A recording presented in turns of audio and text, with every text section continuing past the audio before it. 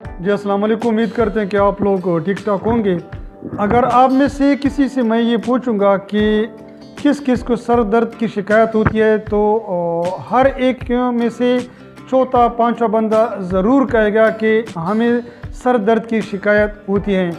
ये सर दर्द क्यों होती है, इसके क्या क्या वजूहात हो सकते हैं। एक अंदाजे के मुताबिक हर तीसरे चौथे नहीं तो चौथे पांचवें बंदे को ज़रूर सर दर्द की शिकायत होती रहती है। ये जानना चाहिए कि हाँ इसके क्या क्या वजूहात हो सकते हैं। ये तमाम वजूहात, ये तमाम जो काजेज़ हैं हेडेक की, सर दर्द की, ये इसी वीडियो में इंशाल्लाह मैं आप लोगों के साथ शेयर करूँगा। वीडियो को आप लोग एंड तक देखें कि हेडेक के क्या काजेज़ हो सकते हैं, क्या वजूहात हो सकते हैं, ताकि आप लोगों में से किसी को हेडेक का मसला होता है या हर वक्त उसको सर दर्द होती रहती है, उनको पता चले कि मेरी जो सर दर्द की शिकायत है ये इसी वजह से है। मेरा नाम अब्दुल खालिक खटक है। मैं पिछले 15 साल से मेडिकल फील्ड में काम करता हूँ। मेरे अजीज़ दोस्तों, हेडेक के बहुत ज़्यादा काजेज़ हो सकते हैं। नंबर एक जो बहुत ही कॉमन है वो HTN यानी हाई ब्लड प्रेशर है। जिन लोगों को हाई ब्लड प्रेशर यानी बुलंद फिशारी खून यही ब्लड प्रेशर का मसला होता है तो उनकी जब ब्लड प्रेशर हाई होती है तो उनको सर दर्द की शिकायत होती है। नंबर दो, जिन लोगों को आंखों की बीनाई का मसला होता है, जिन लोगों की नज़र कमज़ोर होती है, उनको बहुत ज़्यादा ये कॉमन मसला होता है कि उनकी सर दर्द होती रहती है। नंबर तीन, जिन लोगों को एयर इन्फेक्शन होता है तो एयर इन्फेक्शन की वजह से भी उन लोगों को सर दर्द की शिकायत होती हैं। इसके अलावा जिन लोगों को माइग्रेन का मसला होता है तो उनको भी सर दर्द की शिकायत होती है। माइग्रेन से मेरी मुराद आधे सर का दर्द है। ये क्या होता है, इस पर इंशाल्लाह तो मैं वीडियो बनाऊंगा कि इसकी भी मुख्तलिफ वजूहात हो सकते हैं। इसके अलावा बाज़ फीमेल या मेल ऐसे होते हैं जो हर वक्त टेंशन का शिकार होते हैं या डिप्रेशन का शिकार होते हैं, तो टेंशन और डिप्रेशन की वजह से भी उनको सर दर्द की शिकायत होती है।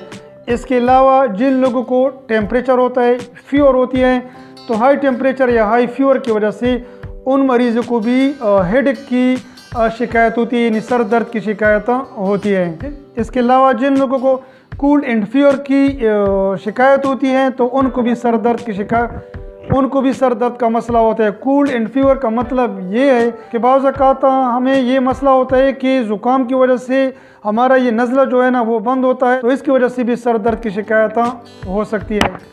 बाज़ औक़ात हम सफ़र करते हैं तो लॉन्ग जर्नी की वजह से भी हेडेक की शिकायत होती है।